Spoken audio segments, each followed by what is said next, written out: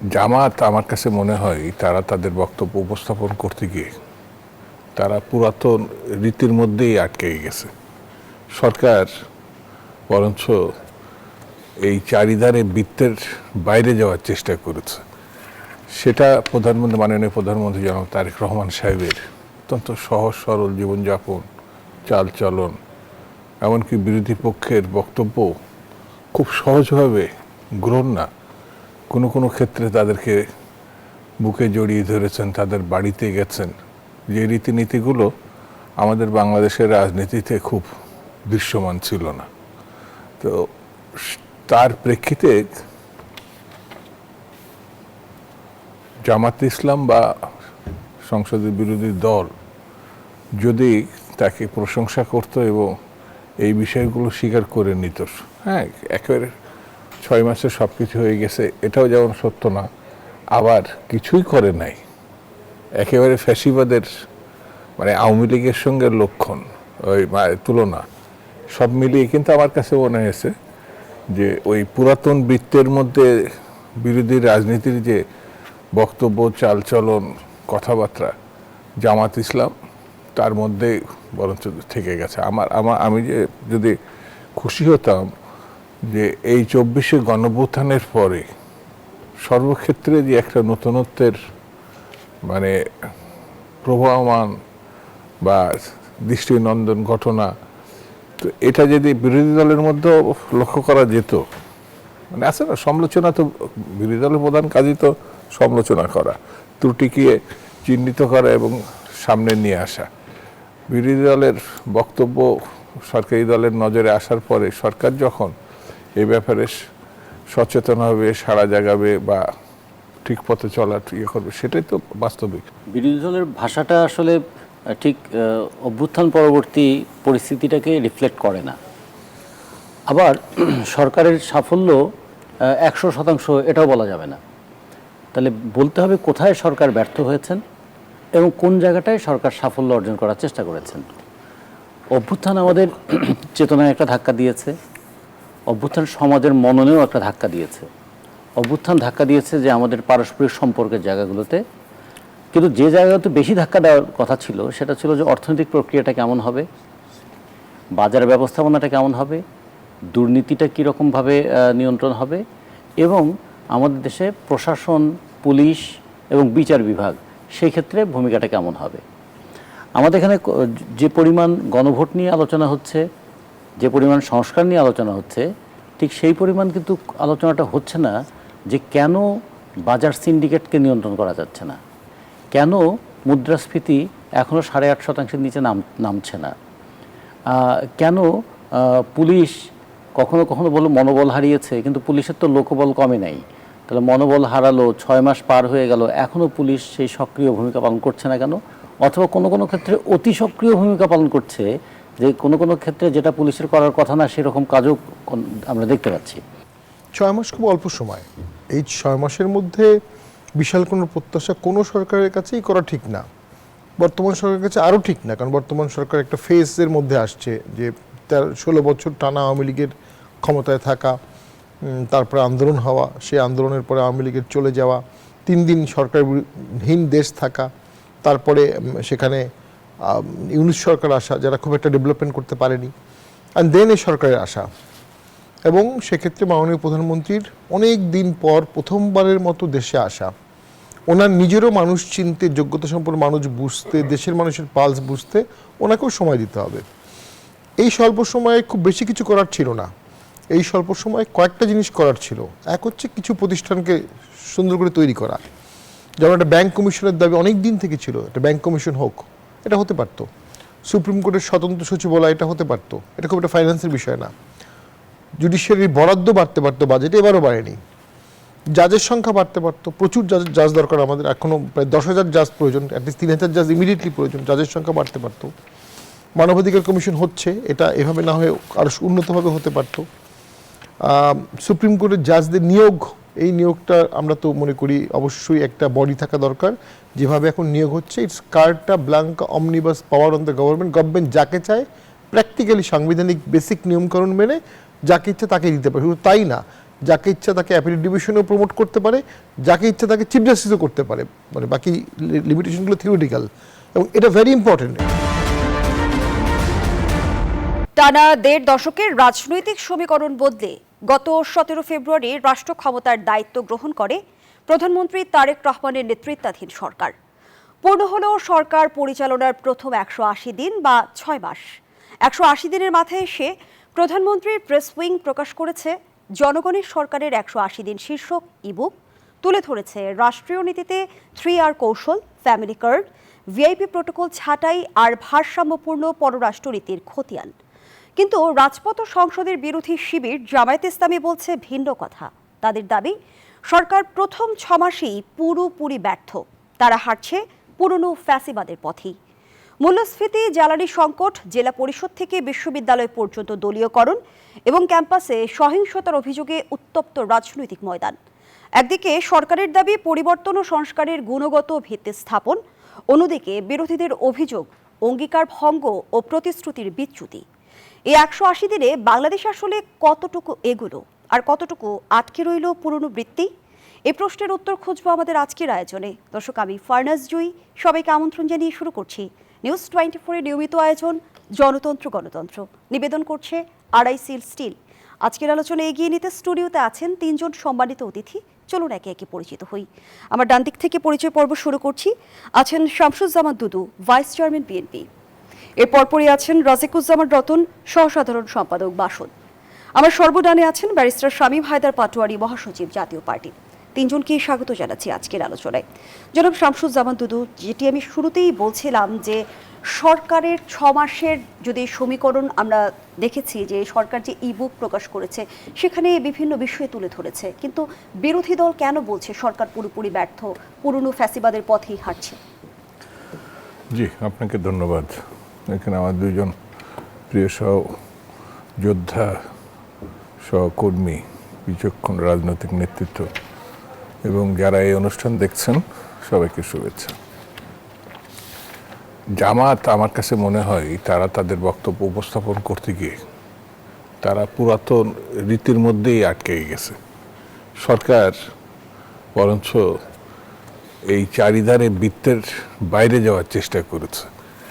সেটা মাননীয় প্রধানমন্ত্রী জনাব তারেক রহমান সাহেবের অত্যন্ত সহজ সরল জীবনযাপন, চালচলন, এমনকি বিরোধী পক্ষের বক্তব্য খুব সহজভাবে গ্রহণ না, কোনো কোনো ক্ষেত্রে তাদেরকে বুকে জড়িয়ে ধরেছেন, তাদের বাড়িতে গেছেন, যে রীতিনীতিগুলো আমাদের বাংলাদেশের রাজনীতিতে খুব দৃশ্যমান ছিল না। তো তার প্রেক্ষিতে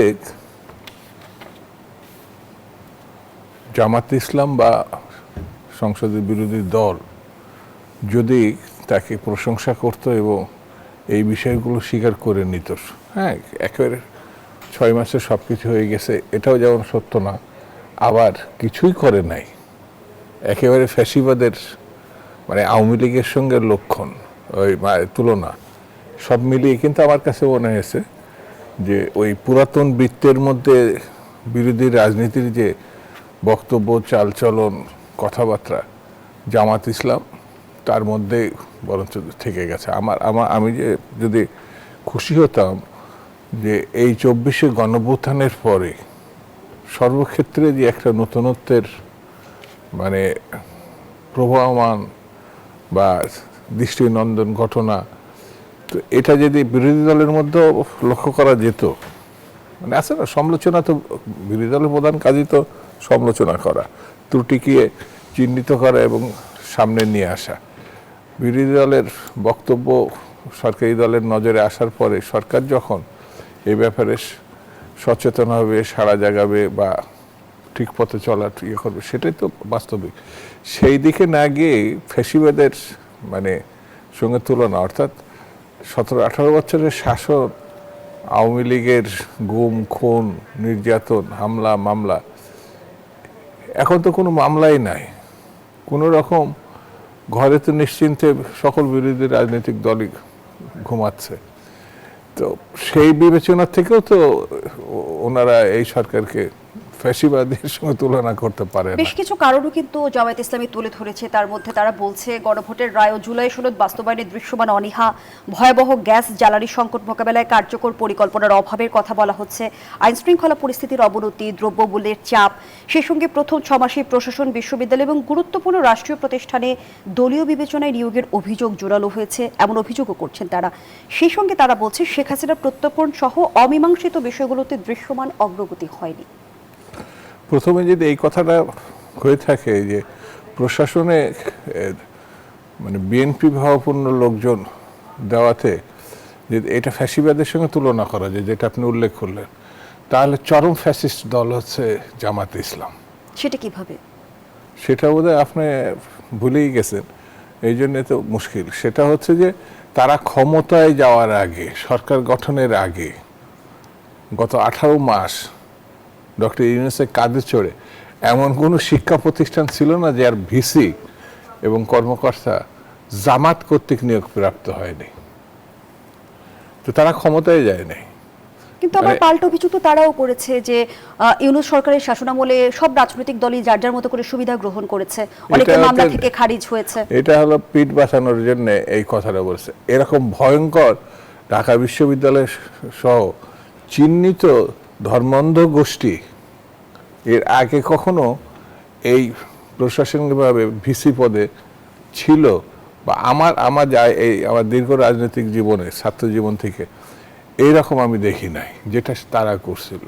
সেহেতু কখনো যদি জামাত ক্ষমতায় আসে তাহলে যেটা 71-এর কথা বললে তার ফ্যাসিবাদের উৎসঙ্গে আওয়ামী লীগেরও তুলনা হবে না, কারোর তুলনা হবে না। যেটা হচ্ছে জামাত 71-এ করছে এবং সুযোগ পেলেই তারা হলো ফ্যাসিবাদের জনক, পিতা, মাতা, এরপরে কেউ মানে উপরে উঠতে পারবে না। সেহেতু আর আওয়ামী এই যে কি বলে জামাত নিয়ে অত উদ্বিগ্ন হওয়ার কিছু নেই। জামাতের প্রধান রাজনৈতিক দর্শনই আছে মিথ্যা বলা। কখনো ওরা আবার কোরআনকে সামনে নিয়ে এসে তার উপরে হাত দিয়ে সবগুলো মিথ্যা কথা অবলীলাই বলে যাবে। কোনো রাজনৈতিক দল এত মিথ্যা কথা কখনো তাহলে জামাতের সব অভিযোগই কি মিথ্যে? সব মিথ্যা বলবো না। যেমন জ্বালানি খাতে একটা অব্যবস্থাপনা একটু হয়েছে, এটা আমি অস্বীকার করব না, কিন্তু সরকার আন্তরিকতার সঙ্গে সেটা মোকাবেলার জন্য এবং এর জন্য মাননীয় প্রধানমন্ত্রী কিন্তু দুঃখ প্রকাশও করছে। এবং যেসব বিষয়গুলো আইন শৃঙ্খলা ক্ষেত্রে গত সরকার তার আগের সরকারের থেকে এখন অনেক মানে এই 6 মাসের ভিতরে অনেক ভালো হয়েছে। তবে কিছু ঘটনা ঘটে নাই এই কথাও আমি বলবো না, কিছু ঘটে নাই, কিন্তু তুলনামূলকভাবে অনেক বেটার। অসংখ্য ধন্যবাদ জানাচ্ছি জনাব শামসুজ্জামান দুদু। জনাব রাজেকুজ্জামান রতন, সরকারের গতি অগ্রগতি বিবেচনায় বিরোধী দলের ভাষায় কি সরকারকে পুরোপুরি ব্যর্থ বলা যায়?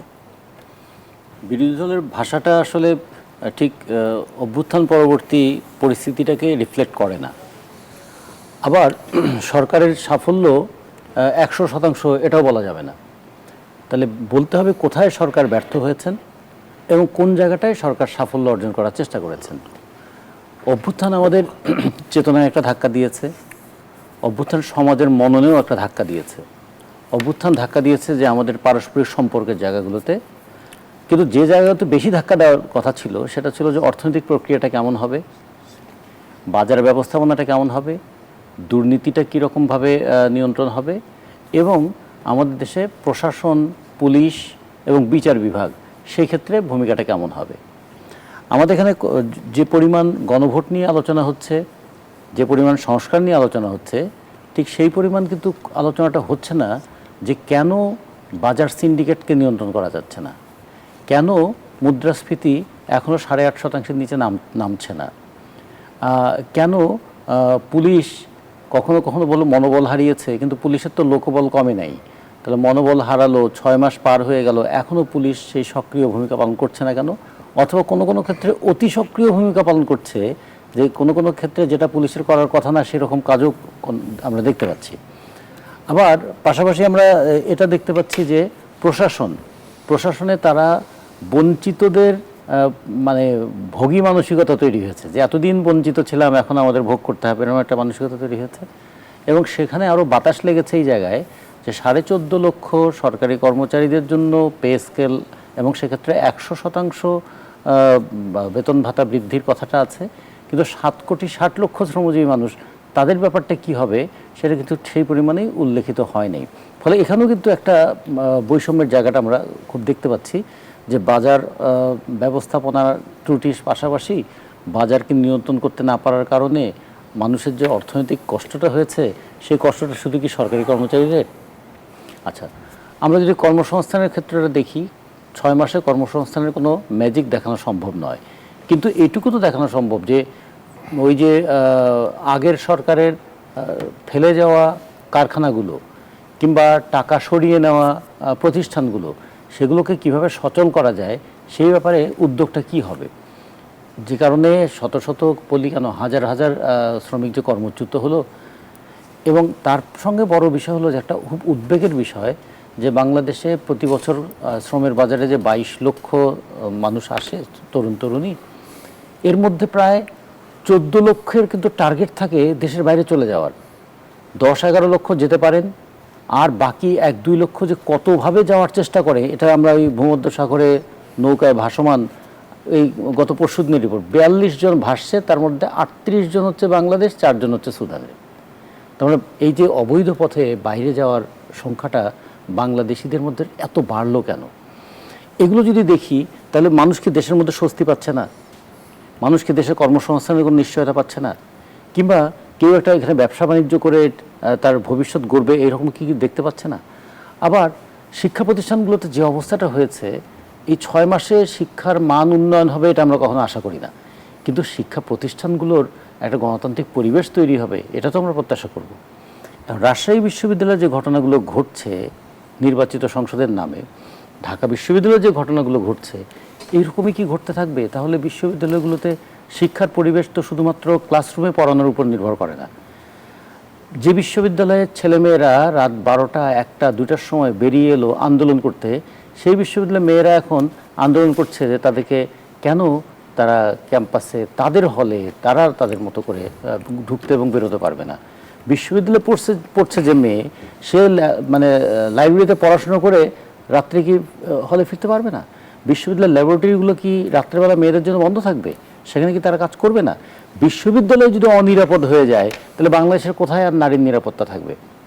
সেই জায়গায় সরকারের কিন্তু পদক্ষেপটা আমরা খুব ভালো দেখছি না। এবং বিরোধী দল তো সেই ক্ষেত্রে এমন কিছু কাজ করেছে যাতে যে মেয়েরা বেরিয়ে এসেছিল তারা এখন ঘরে লুকিয়ে যেতে বাধ্য হচ্ছে।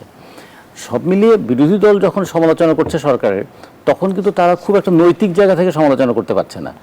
আমরা যে গণতান্ত্রিক মূল্যবোধের কথা বলেছিলাম, সেই গণতান্ত্রিক মূল্যবোধ চর্চা করা সরকারের দলের কাছ থেকে যেমন আমি প্রত্যাশা করি, বিরোধী দলের কাছ থেকেও তো সেই জিনিসটা প্রত্যাশা করি।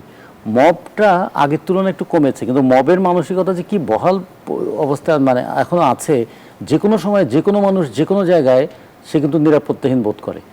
এবং এইটা আগে যেমন বলা হয়েছিল যে রাজনৈতিক কারণে এটা একটা হচ্ছে, দলবদ্ধভাবে তারা নামছেন, এখন কিন্তু ব্যক্তিগত কারণে এটা চলে আসছে। এবং ব্যক্তিগত প্রতিহিংসা চরিতার্থ করার জন্য রাজনৈতিক রং লাগানোর এই যে চেষ্টা, এটা কিন্তু কঠোর হাতে দমন করা দরকার। সেই জায়গায় কিন্তু খুব ভালো কোনো লক্ষণ আমরা দেখছি না।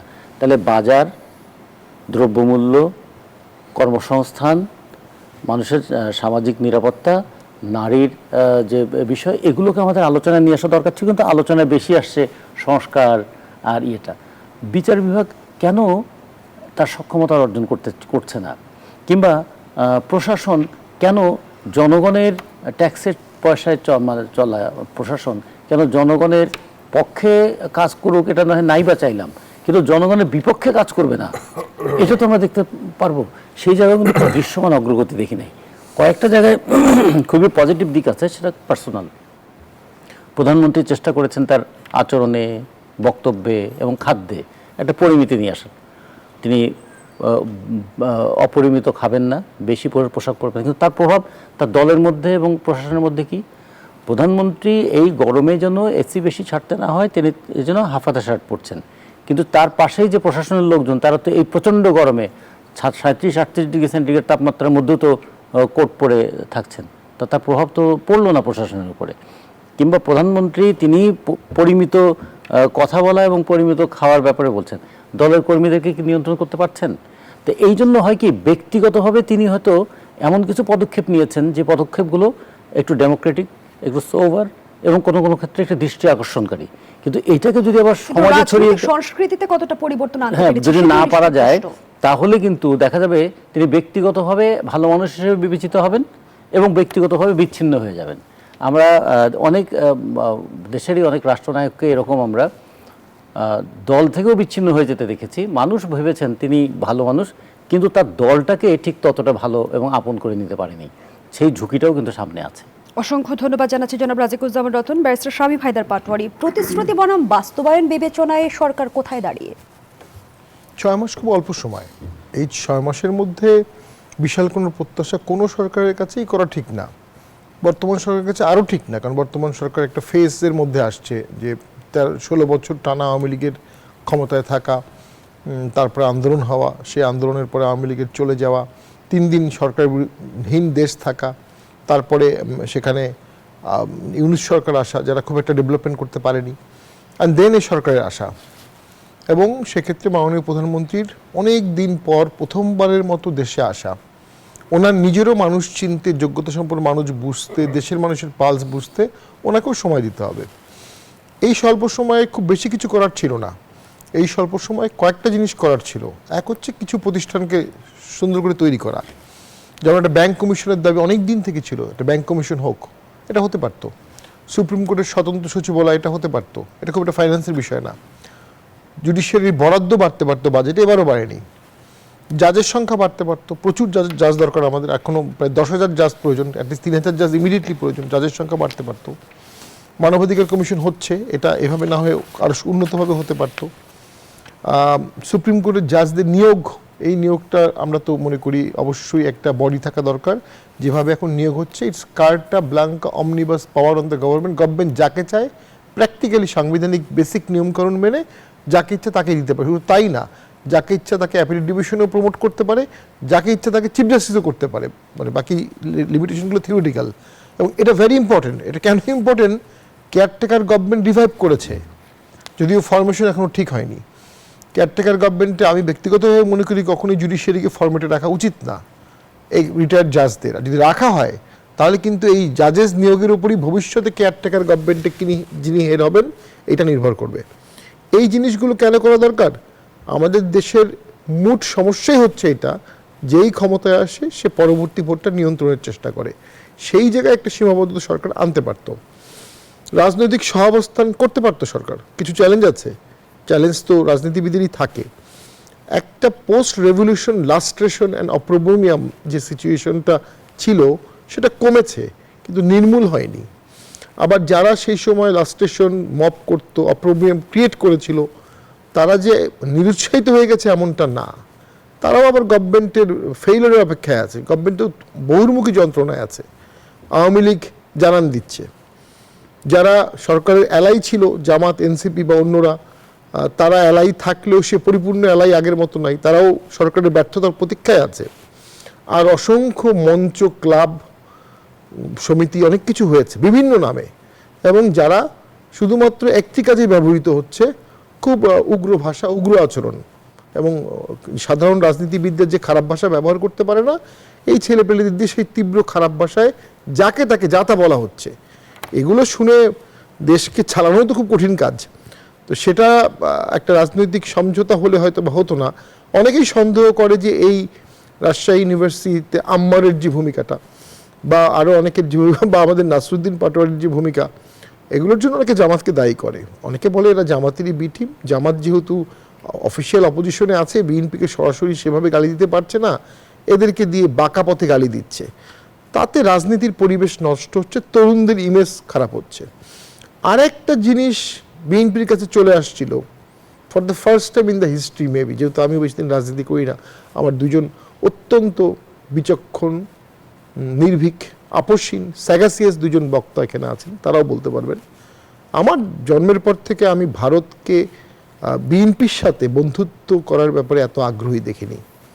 কিন্তু এখন কেন ভারতীয় হাইকমিশনার বলছে যে তারেক রহমানের সফরের জন্য এখনো অধীর আগ্রহে অপেক্ষায় ভারত? এটি আমি বলছিলাম, অধীর আগ্রহে, সর্বোচ্চ সম্মানের সাথে, সর্বোচ্চ মর্যাদার সাথে ভারত যদি তার কথাবার্তা, কাজে কর্মে সাম্প্রতিক সময়, আমি অতীতে যাব না, অতীতে অনেকে অনেক কিছু বলতে পারে, সাম্প্রতিক সময়ে ভারত যদি তার কথাবার্তা কাজে আমার দেশের প্রাইম মিনিস্টারকে বিন্দুমাত্র অপমান করত, তাহলে কখনোই আমরা বলতাম না আমাদের প্রাইম মিনিস্টার ভারতে যাক। ভারত অত্যন্ত আগ্রহের সাথে, আন্তরিকতার সাথে, সর্বোচ্চ খোলা মনে আমাদের প্রাইম মিনিস্টারকে 2 দফা দাওয়াত করেছেন। একটি ব্যক্তিগত দাওয়াত, আর একটি খুব সম্ভবত বিমস্টেক বা কোনো একটা প্রোগ্রামে, সেখানে বাংলাদেশ মেম্বার না, কিন্তু বাংলাদেশ অন্য একটি অর্গানাইজেশনের সভাপতি সেই হিসাবে ওখানে আসতে পারে। কিন্তু যদি একটু জানতে চাই যে প্রধানমন্ত্রীর এই মুহূর্তে ভারত সফরের গুরুত্বটা যদি আমরা বুঝতে চাই, কতটুকুন গুরুত্ব?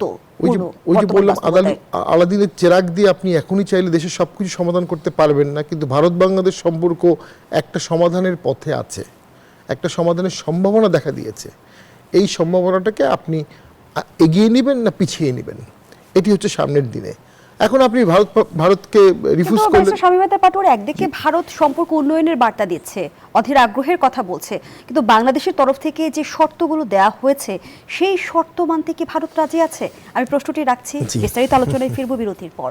দর্শক, জনতন্ত্র গণতন্ত্রের এই পর্যায়ে একটা বিরতি নিচ্ছি, সাথেই থাকুন। ফিরে এলাম, দেখছেন নিউজ 24 এর নিয়মিত আয়োজন জনতন্ত্র গণতন্ত্র, নিবেদন করছে আড়াইসিল স্টিল। আমরা আবারও ফিরছি আলোচনায়। ব্যারিস্টার শামীম পাটোয়ারি, যে প্রশ্নটি রেখে বিরতিতে গিয়েছিলাম, একদিকে ভারত সম্পর্ক উন্নয়নের বার্তা দিচ্ছে, অন্যদিকে বাংলাদেশের তরফ থেকে যে শর্তগুলো দেওয়া হয়েছে প্রধানমন্ত্রীর সফরকে কেন্দ্র করে, সেগুলো মানতে কি ভারত রাজি হবে? কিছুটা সাহসী পদক্ষেপ এটা বাংলাদেশের তরফ থেকে অবশ্যই, এবং অনেকেই প্রশংসা করছেন এটাকে।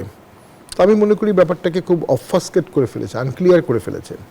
কিছুটা স্টাবননেসও আমরা দেখাচ্ছি, কিছুটা রিক্যালসিট্রেন্ট দেখাচ্ছি, যার ফলশ্রুতিতে আমরা জনগণ সাফার করতে পারে। কারণ ভারতের বাংলাদেশ নিয়ে আগ্রহের জায়গা একটাই, এখানে যেন কোনো ইসলামিক টেরোরিজম রাইজ না করে, কোনো আল্ট্রা ইসলামিজম যেন রাইজ না করে। এর বাইরে বৃহৎ ভারতে বাংলাদেশের 3000-4000 মাইলের বর্ডার আছে, এটাও তার কনসার্ন।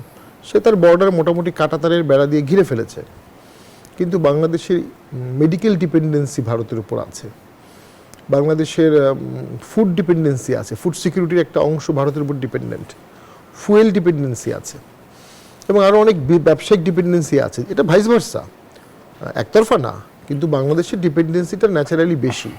তাই বলে আমি তো আবার সোভারেন্টিকে কার্টেল করব না, আমার ল্যান্ড দিব না। তাই ইস্যু হচ্ছে, ভারত কি বাংলাদেশের সোভারেন্টিতে ডিস্টার্ব করছে? ভারত কি কোনো ল্যান্ড নিয়েছে আমাদের? ইভেন শেখ হাসিনার আমলেও অনেক চুক্তি নিয়ে অনেক কোশ্চেন আছে। শেখ হাসিনা ভারতের সাথে যে কোশ্চেনেবল চুক্তি করেছে তা না, চায়নার সাথেও করেছে। চায়নার সাথে সোভারিন বন্ড দিয়ে চুক্তি করেছে, সোভারিন গ্যারান্টি, যদি আমরা লোন শোধ করতে না পারি আমরা হাম্মান্ডটা হয়ে যাব, মানে আমাদের ল্যান্ড চায়না নিতে পারবে। তো আমি যেটা মনে করি, যেহেতু ভারত আমাদের কোনো ল্যান্ড দিকে তাকাচ্ছে না, এবং আমি ইন্টারনালি জানি আমাদের যতগুলো ল্যান্ড মাপামাপি হয়েছে কোনোটাতে বাংলাদেশের কর্মকর্তারা 1 ইঞ্চি জায়গা ভারতকে ছাড় দেয়নি, এটা আমরা নিজেরা দেখেছি। তাহলে ভারতের সাথে আমাদের শত্রুতার কারণ কি ছিল? একটা ছিল 2014 সালের ইলেকশন, একটা ছিল যে এই ইলেকশনের পরে সেই সরকারকে ভারতের পূর্ণমাত্রায় সহযোগিতা করা। ভারতের উচিত ছিল সেই সময়, শুধু কি 14 ইলেকশন, 14-18 শুরু হলো, 14 দিয়ে শুরু হলো আর কি, 14-18-24 অফকোর্স তিনটেই আর কি। তখন ভারতের কাছে বাংলাদেশের মানুষের একটা প্রত্যাশা ছিল যে ভারত এই সরকারকে প্রেশারাইজ করবে ইনক্লুসিভ ভোটের জন্য। সেটা ভারত করেনি, তাদের নিজস্ব ব্যাখ্যা থাকতে পারে, বাট সেটি করেনি। সেইটা না করার কারণে অবশ্যই আরেকটা ভোট হয়েছে, যেটা আওয়ামী লীগ ছাড়া, এবং ভারত সেই সরকারকে পূর্ণ ওয়ার্মনেস দেখিয়েছে বর্তমান সরকারকে, এবং অভিনন্দন জানিয়েছে। ইভেন বর্তমান প্রাইম মিনিস্টার হওয়ার আগেই, যখন বেগম জিয়া মারা গিয়েছিলেন, তখন জয়শঙ্কর এসে ব্যক্তিগত চিঠি দিয়ে গেছেন উডবি প্রাইম মিনিস্টারকে, এবং প্রাইম মিনিস্টার হওয়ার পর অভিনন্দন জানিয়েছেন। আওয়ামী লীগের ভোটে নাই, কিন্তু নতুন সরকারকে ইন্ডিয়া অভিনন্দন জানালেন, অর্থাৎ ইন্ডিয়া খোলা মনে সম্পর্ক স্থাপন করতে চাচ্ছে। এখন আপনি এই সম্পর্ক স্থাপন না করলে আপনার জনপ্রিয়তা বাড়বে, কিন্তু শঙ্কা বাড়বে, দেশে দুর্ভিক্ষর ছোট সংখ্যা থাকবে, কর্মসংস্থান হারাবে, ব্যবসা হবে না, ইনভেস্টমেন্ট হবে না, ভাইস ভার্সা ট্রেড কমে যাবে, ভারত আবার ভিসা বন্ধ করে দেবে। ভারতের তো আর বাংলাদেশে আসার খুব বেশি প্রয়োজন হবে না, কিন্তু বাংলাদেশের ভারতে যাওয়ার প্রয়োজন আছে। এটা আমি নিজেও ভিসা সেন্টারে গিয়ে দেখেছি, 5000-7000 লোক এভরিডে ভিসা নিচ্ছে, দাঁড়াচ্ছে, জমা দিচ্ছে। এই ডিপেন্ডেন্সিটা একেবারে বন্ধ করার সুযোগ কোনো পাশেই নাই সেই ক্ষেত্রে। এবং আমি ভোটের পরে এখানে আজকে বলছি, একটা ইফতার মাহফিলে গিয়েছিলাম, ভারতের হাইকমিশন কর্তৃক যে ভোটের পরেই একটি ইফতার মাহফিল হয়েছিল মার্চ মাসে, ওখানে গিয়েছিলাম, ভোটে টোটে হেরে গেছি, দাওয়াত দিল, আমরা গেলাম জাতীয় পার্টির তরফ থেকে। ট্রাস্ট মি, ওখানে গিয়ে আমি বিএনপির ক্যাবিনেটের শীর্ষ 10 জনের মধ্যে 8 জনকে দেখেছি, প্রায় ফুল ক্যাবিনেটই চলে গেছে। তার মানে একটা সৌহার্দ্যপূর্ণ সম্পর্ক তো দুই তরফ থেকেই শুরু হয়েছিল। এখন সেটা বিএনপি আগিয়ে নিবে না সেটাকে অবস্ট্রাক্ট করবে, আর কোনটাই দেশের স্বার্থ, কোনটাই দেশের স্বার্থ আছে? দেশের স্বার্থ ভারতের সাথে শত্রুতা না বাড়ানোতেই আছে, এবং জিয়াউর রহমানও ভারত গিয়েছিলেন। হ্যাঁ, টাইমিংটা হতে পারে। আমি শেষ করে দিচ্ছি এক লাইনে, আর আলোচনার দরজা কখনো বন্ধ করে দেওয়া উচিত না। যে খোলা মনে আমন্ত্রণ ভারত জানিয়েছে, সেই আলোচনার মাধ্যমে দেশের স্বার্থ রক্ষা করে দেশের জন্য সুযোগ সুবিধা নিয়ে আসতে হবে। জি, ধন্যবাদ জানাচ্ছি রাজিকুজ্জামান রতন। যেমনটি ব্যারিস্টার শামীম হায়দার পাটোয়ারি বলছিল যে ভারত খোলা মনে আমন্ত্রণ জানিয়েছে, এই যে ভারত বন্ধুত্বের হাত বাড়িয়েছে, সেটি কি পরিবর্তিত রাজনৈতিক প্রত্যাশা বুঝতে পেরে বাড়িয়েছে, নাকি এর পেছনে কোনো কৌশল দেখছেন?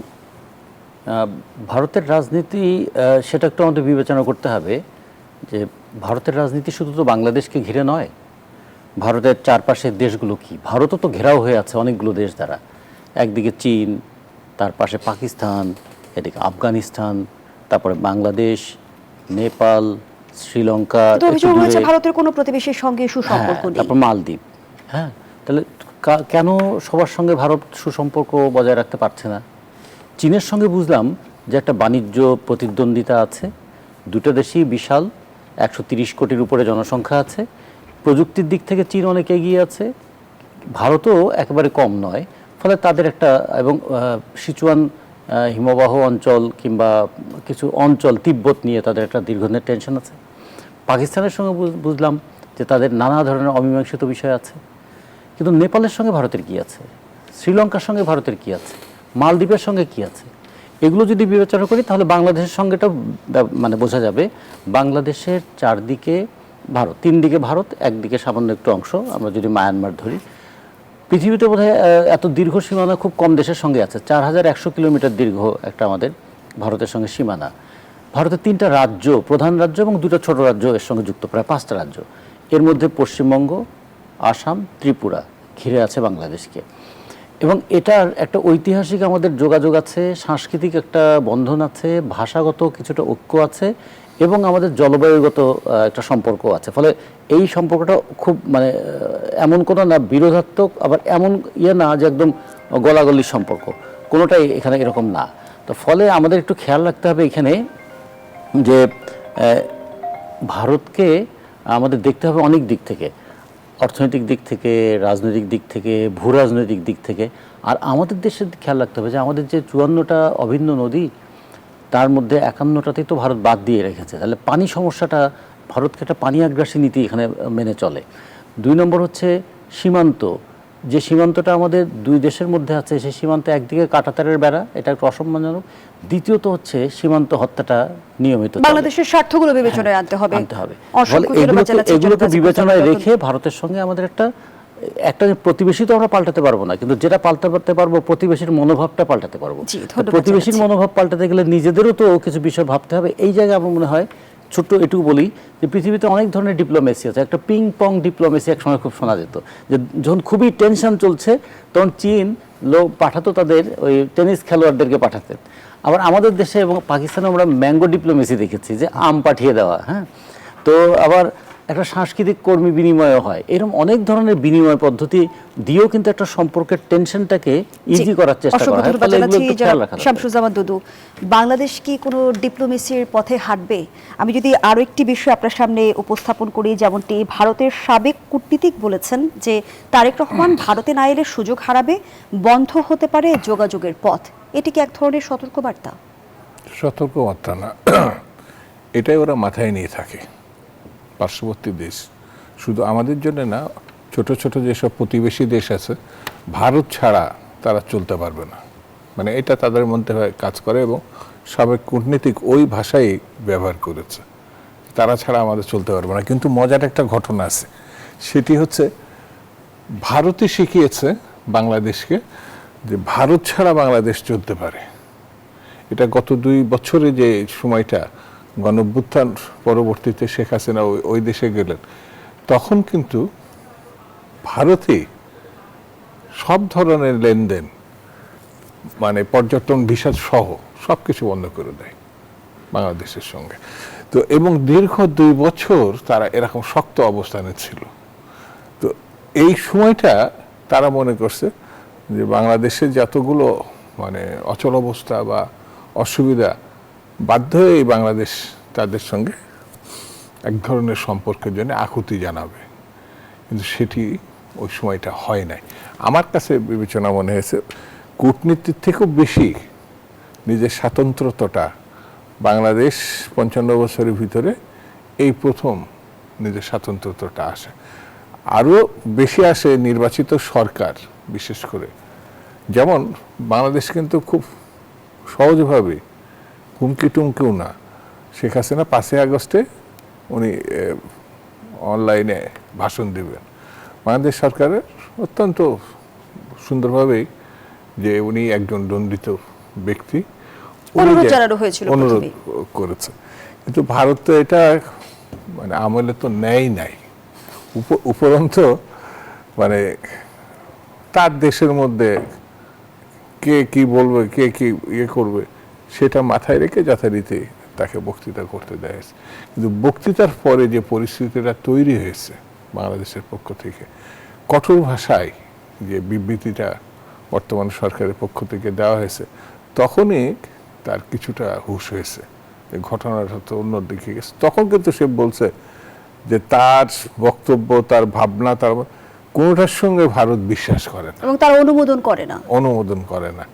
তো সমস্যা ক্রিয়েট করলো ভারত, দায় চাপাচ্ছে মানে বাংলাদেশ সরকারের উপরে বা আমাদের দেশের উপরে।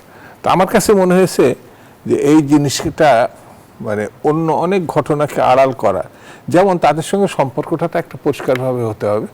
যেমন পানি সংক্রান্ত একটা আমাদের সমস্যা আছে মানে ভারতের সঙ্গে, কথা বলবো কি বলবো না সেটা তো মানে আরেক ব্যাপার, কিন্তু এই পানির দায়টা তারা কখনো নেয় না, কখনো নিতে চায় না।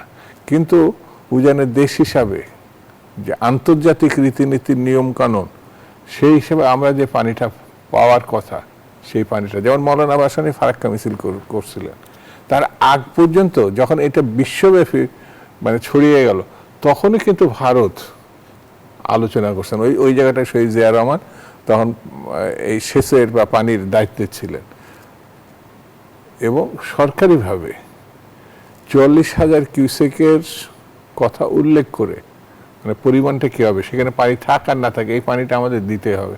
শেখ হাসিনাও একটা চুক্তি করেছেন, যেটা বোধহয় ডিসেম্বরে শেষ হবে, গঙ্গা চুক্তি।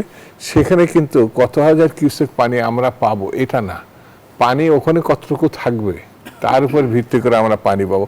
ওরা ওই মানে আমাদের সীমান্তের কাছে আসতে আসতে তো 3-4টে প্রভিন্স ওরা পানি নিয়ে যায়, তো ওখানে তো পানি নাই। সেই বিবেচনা থেকে ওই চুক্তি ছিল ঠিক, কিন্তু এই চুক্তিটা পরে এখন অনেকে মনে করছে যে ডিসেম্বরে কি হবে। তো ডিসেম্বরে কিছু না হওয়ারটা তো কোনো ঘটনা নেই, এটা আন্তর্জাতিক নদী, তো সেই জিনিসটা ভারত মানবে কিনা। আমার কাছে সব থেকে বড় যে জিনিসটা মনে হয় যে তারা যদি বাস্তব পরিস্থিতি না বুঝে বড় দেশের বা দাদাগিরির মতো মানে মানসিকতা নিয়ে থাকে, সমস্যা আরো ঘনীভূত হবে। সমস্যা এমন কথা ভাবার কোনো কারণ নেই যে ভারতের এখানে কোনো স্বার্থ নাই, এটা ভাবার কোনো কারণ নেই। তারা খালি একটা জিনিস ছিল, শেখ হাসিনা, তার পরিবার এবং আওয়ামী লীগ। শেখ হাসিনা প্রশ্নে ভারত তার অবস্থান পরিবর্তন করবে কিনা, আমি প্রশ্নটি রাখছি, বিরতি নিয়ে ফিরছি। দর্শক, জনতন্ত্র গণতন্ত্রের এই পর্যায়ে আবারও বিরতি নিচ্ছে, সাথেই থাকুন। ফিরে এলাম, দেখছেন জনতন্ত্র গণতন্ত্র, নিবেদন করছে RICL স্টিল। আমরা আবারও ফিরছি আলোচনায়। জনাব শামসুজ্জামান দুদু, বর্তমান বাস্তবতায় বাংলাদেশ ভারত সম্পর্কের মূল বাধা কি শেখ হাসিনা? ভারত কি শেখ হাসিনা প্রশ্নে অবস্থান পরিবর্তন করতে রাজি?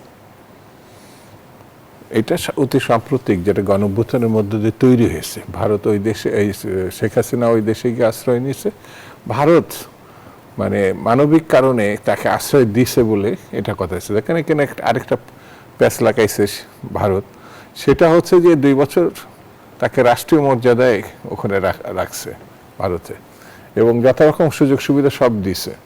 কিন্তু যখনই ক্রাইসিস হলো তখনই বললো তার মতের সঙ্গে আমি একমত না।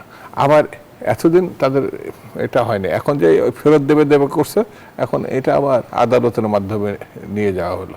উনি তো সাধারণ কোনো ওই বর্ডার ক্রসে নয়, রাষ্ট্রীয়ভাবে 2 বছর তারা এই শেখ হাসিনা ইস্যুতে ভারতের এখন আদালতের দ্বারস্থ হওয়ার পেছনে কি কোনো কৌশল দেখছেন? অবশ্যই কৌশল আছে, অবশ্যই। যদি এখন আদালত বলে যে এই কারণে তাকে পাঠানোর যৌক্তিক না, একটা কারণ দেখাই দিল, তো ভারত সরকার বলে আমরা কি করব, আমরা তো দিতেই চাইছিলাম, কিন্তু আদালতের আমি তো অস্বীকার করতে পারি না।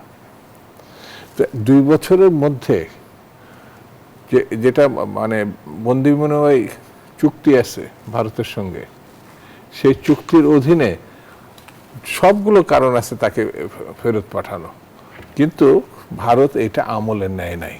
সেই জন্য আমার কাছে মনে হয়েছে যে শেখ হাসিনা, আওয়ামী লীগ এর বাইরে ভারত কখনো মানে জনগণ কর্তৃক জনগণের সঙ্গে বন্ধুত্ব কখনোই করে নাই। সেটা শেখ মুজিব এবং তার সরকারের সঙ্গে মানে ওই সময়ও তাদের সম্পর্ক ছিল, এখনো ওইটাই তারা বজায় রাখতে চায়, এটা আমার কাছে মনে হয়।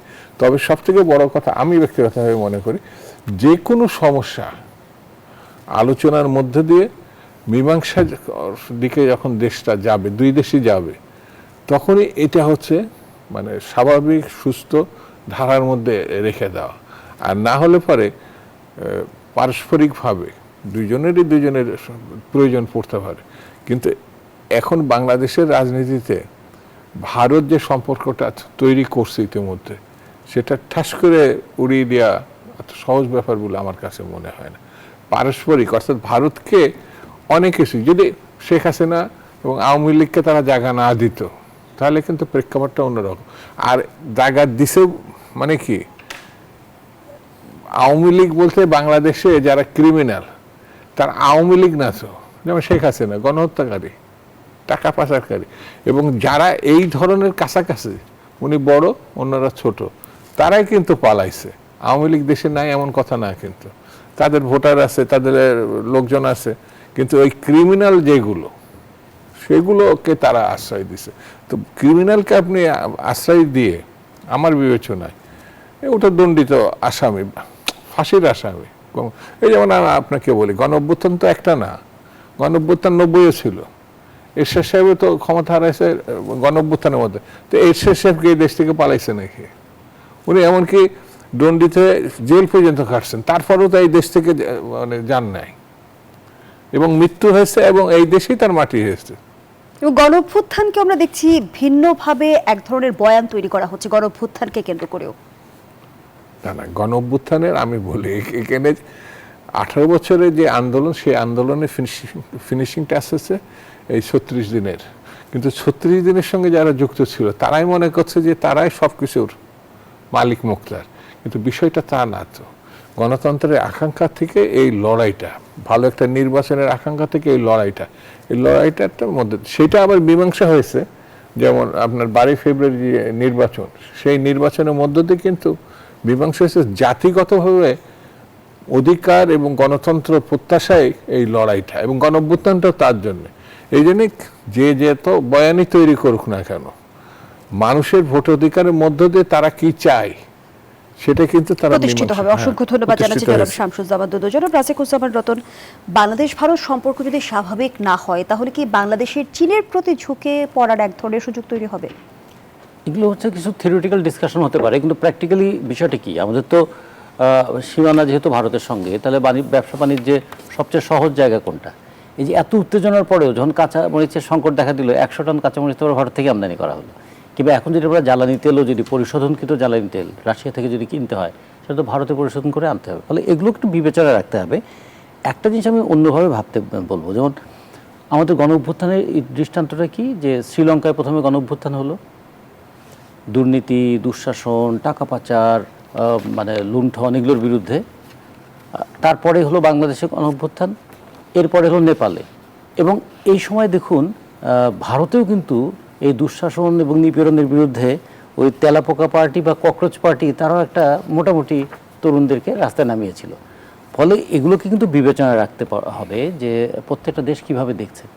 বাংলাদেশের যদি বলি জিডিপি $450 বিলিয়ন, ভারতের জিডিপি তো প্রায় $4.5 ট্রিলিয়ন। তাহলে অর্থনীতির দিক থেকে ভারত একটা বড় অর্থনীতির দেশ, এবং ভারত থেকে আমাদের প্রচুর জিনিস যেহেতু আমদানি করতে হয়। আবার অন্য দিক থেকে খেয়াল করুন, আমাদের এই যদি বাংলাদেশের ভূখণ্ডটা এমন একটা জায়গায় অবস্থিত, পশ্চিমবঙ্গ থেকে শিল্প সমৃদ্ধ পশ্চিমবঙ্গ আর কাঁচামাল সমৃদ্ধ হচ্ছে আসাম, ঘুরে যেতে হয় 1500 কিলোমিটার। বাংলাদেশ এখানে একটা বড় তাদের জন্য বাধা। ফলে আমরা শুধু নিজেরাই অসুবিধায় আছি তা না, ভারতও কিন্তু বাংলাদেশের জন্য অসুবিধায় আছে। এই জায়গায় একটা সম্মানজনক সম্পর্ক রাখাটা খুব দরকার। অসংখ্য ধন্যবাদ আর জানাচ্ছি জনাব চীনের রাজিকুল সঙ্গে সামাদ। আমাদের দূরত্ব আছে, চীনের সঙ্গে ব্যবসা বাণিজ্য এখনও তো প্রায় $20 বিলিয়ন মতো। তো ফলে চীনের সঙ্গে $20 বিলিয়ন, ভারতের সঙ্গে $14 বিলিয়ন, এখনও চীন আমাদের সঙ্গে অনেক বেশি ব্যবসা বাণিজ্য করে। কিন্তু এইটা দিয়ে সবসময় নির্ধারিত হবে না। তো রাজনীতিতে অর্থনীতিটা গুরুত্বপূর্ণ, ভূ রাজনৈতিক অবস্থানটা গুরুত্বপূর্ণ, তার সঙ্গে আবার গুরুত্বপূর্ণ একটা সাংস্কৃতিক মানসিকতা, যেটা আমাদের এখানে সাম্প্রদায়িকতার উত্থান ভারতের সাম্প্রদায়িকতা বাড়িয়ে তোলে, ভারতের সাম্প্রদায়িকতা বাংলাদেশের সাম্প্রদায়িকতাকে বাড়িয়ে তোলে, এবং দুটাই গণতন্ত্রকে বিপন্ন করে। ধন্যবাদ জানাচ্ছি ব্যারিস্টার শামীম হায়দার পাটোয়ারি। বর্তমান বাস্তবতায় বলা হয়ে থাকে যে ভূ রাজনীতির দাবার ছকে পরিণত হয়েছে বাংলাদেশ, বিশেষ করে যুক্তরাষ্ট্র, চীন এবং ভারতের সাথে যদি আমরা ভারসাম্যপূর্ণ সম্পর্কের কথা বলি, সেটি নির্মাণ করা কতটা চ্যালেঞ্জিং? খুবই চ্যালেঞ্জিং। আর না, আমি মনে করি না আমরা দাবার ছকের গুটি হয়ে গেছি। বাংলাদেশের জনগণ যথেষ্ট স্বাধীনচেতা, তার সময় মতো সিদ্ধান্ত নিতে পারে এবং ভোটে তারা সঠিক সিদ্ধান্ত নেয়। 71 সালে ভারত আমাদের অকুণ্ঠ সহযোগিতা করেছিল। তখন ভারতের অর্থনীতি খুব দুর্বল ছিল, গ্লোবাল পলিসিতে আমেরিকা আমাদের স্বাধীনতার বিরুদ্ধে ছিল, চায়না আমাদের সম্পূর্ণ বিরুদ্ধে ছিল, এন্টায়ার মুসলিম ওয়ার্ল্ড এক্সেপ্ট ইরাক বাংলাদেশের স্বাধীনতার বিরুদ্ধে ছিল। কিন্তু যদি একটু যুক্ত করি, এই মুহূর্তে যদি চীনের সঙ্গে বাংলাদেশের সম্পর্ক উন্নয়ন হয়, সেটি কি ভারতের অস্বস্তির কারণ হবে না? চীনের সাথে আমাদের সম্পর্ক অর্থনৈতিক হবে এবং সর্বোচ্চ পর্যায়ে অর্থনৈতিক হবে। চীনের সাথে আমাদের পলিটিক্যাল সম্পর্ক করার ঝুঁকি হচ্ছে কোনো একটা পর্যায়ে বাংলাদেশের ভূমি ভারতের বিরুদ্ধে সামরিকভাবে ব্যবহার হতে পারে। এটা ভারতীয়দের একটা প্রেডিকশন, অ্যাপ্রিহেনশন। এই অ্যাপ্রিহেনশনটাকে আপনি উড়িয়ে দিতে পারবেন না ভারতের যদি এই কনসার্নটা থাকে। আরেকটা সমস্যা আছে, চীনের সাথে সামরিক বা অন্যান্য সম্পর্ক আমাদের সবসময়ই ছিল, এখানে একটা ব্যালেন্স সবসময় রাখা হয়েছে, আমরা দেখেছি। কিন্তু আমেরিকাও তো এটাকে একটু অন্যভাবে দেখবে। 1962 সালের কিউবান মিসাইল ক্রাইসিস হওয়ার পরে তৃতীয় বিশ্বযুদ্ধ হতে হতে গিয়ে হয়নি, কি হয়েছে জানেন? প্রথমবারের মতো মস্কোর সাথে ওয়াশিংটনের একটা ডাইরেক্ট ফোন কল, একটা ডাইরেক্ট হটলাইন করা হয়েছে। যে কোনো ক্রাইসিস সারা পৃথিবীতে যেখানে হবে, রাশিয়ার প্রেসিডেন্ট আর আমেরিকান প্রেসিডেন্ট ফোন কলে কথা বলবেন, এবং এরপরে অনেকগুলো সংঘাত এড়ানো গেছে। তো যে মিটিংটি ভারত আহ্বান জানিয়েছে, এই মিটিং কিন্তু ডক্টর ইউনূস স্যার চেয়েছিলেন। ডক্টর ইউনূস স্যার বিক্রম মিস্ত্রি অর্থাৎ পররাষ্ট্র সচিবের সাথে বসেছিলেন, বিং প্রাইম মিনিস্টার পররাষ্ট্র সচিবের সাথে বসেছিলেন, এবং ফরেন অ্যাডভাইজার দাদেন তৌহিদ হোসেন সাহেব পরবর্তীতে বলেছেন যে অনেকবার উনি ভারতের সাথে কথা বলতে চেয়েছেন। ভারত কিন্তু একটা পর্যায়ে গিয়ে বলেছে নির্বাচিত সরকার ছাড়া তারা কথা বলবে না। সো এই ইনভাইটেশন যেটা রাষ্ট্রীয় সম্মান ক্যারি করছে, সেটি আমি মনে করি সরকারের জন্য অনেক সমস্যার সমাধানের একটা সুযোগ। ভারত বাংলাদেশ সম্পর্ক, পিএম টু পিএম সম্পর্ক, শেখ হাসিনাকে রাজনৈতিক বক্তব্যের সুযোগ তৈরি করে দিয়ে আসলে ভারতে আসলে অস্বস্তির জায়গাটা তৈরি করছে কিনা? শেখ হাসিনা একার উপর ভারত বাংলাদেশ সম্পর্ক নির্ভর করে না, করা উচিত না। সরকার নিজেই যদি শেখ হাসিনা করে এই সম্পর্কের প্যারামিটার নির্ধারণ করে, তাহলে সরকার আমি বলবো ভুল করছে। ভারত শেখ হাসিনাকে কথা বলতে দিয়েছে, রাষ্ট্রীয় মর্যাদা রাখবে, 7 স্টার হোটেল রাখবে, এটা ভারতের আভ্যন্তরীণ বিষয়। সেটা নিয়ে সরকারের শঙ্কা থাকতে পারে, সরকারের অসন্তোষ থাকতে পারে, সেটার জন্য আপনি মিটিং বাদ করাটা আমি মনে করি একটা এক্সেসিভ রিয়াকশন। ভারতের সাথে আমাদের রিয়াকশন দেখানো যাবে না। আমার দেশের স্বার্থ, আমার ব্যবসা, আমার জনগণের স্বার্থ, আমার খাদ্য, আমার গ্লোবাল ফুটপ্রিন্ট, এটা দেখতে হবে। এর সাথে সংখ্যাজনক কিছু বিষয় আছে। মায়ানমার ইতিমধ্যে রোহিঙ্গাদের বাঙালি বলেছে। আল কায়দার ব্রাঞ্চ বাংলাদেশে হতে পারে, এটা বলেছে কে? ভারত না, ইউএন কনসার্ন জানিয়েছে। এবং স্বরাষ্ট্রমন্ত্রী প্রথমবারের মতো আমি বলবো একটু এক্সেসিভ রিয়াকশন করে বলেছেন, এটা বিবেচনায় নিচ্ছেন না। এটা কিন্তু প্যান্ডোরার বক্স, যখন খুলবে তখন অনেক দিক থেকে আঘাত আসবে। সো এই জঙ্গিবাদ ইস্যু, এই মায়ানমার ইস্যু, আপনি বৃহৎ একটা প্রতিবেশীর সাথে ওয়ার্কেবল রিলেশন না থাকলে এই শত্রুগুলো হ্যান্ডেল করবেন কিভাবে? তো এক্ষেত্রে আমি মনে করি মাননীয় প্রধানমন্ত্রী স্যাগাসিয়াস, শান্ত, ফ্লেগমেটিক, সার্বিক দিক বিবেচনা করতে হবে। সস্তা জনপ্রিয়তা দিয়ে দেশ চালানো যায় না। অসংখ্য ধন্যবাদ জানাচ্ছি তিনজনকেই। আমরা আমাদের আয়োজনের একেবারেই শেষ পর্যায়ে, দর্শক এখানেই শেষ করছি জনতন্ত্র গণতন্ত্রের আজকের আয়োজন। ধন্যবাদ এতক্ষণ আমাদের সাথে থাকার জন্য।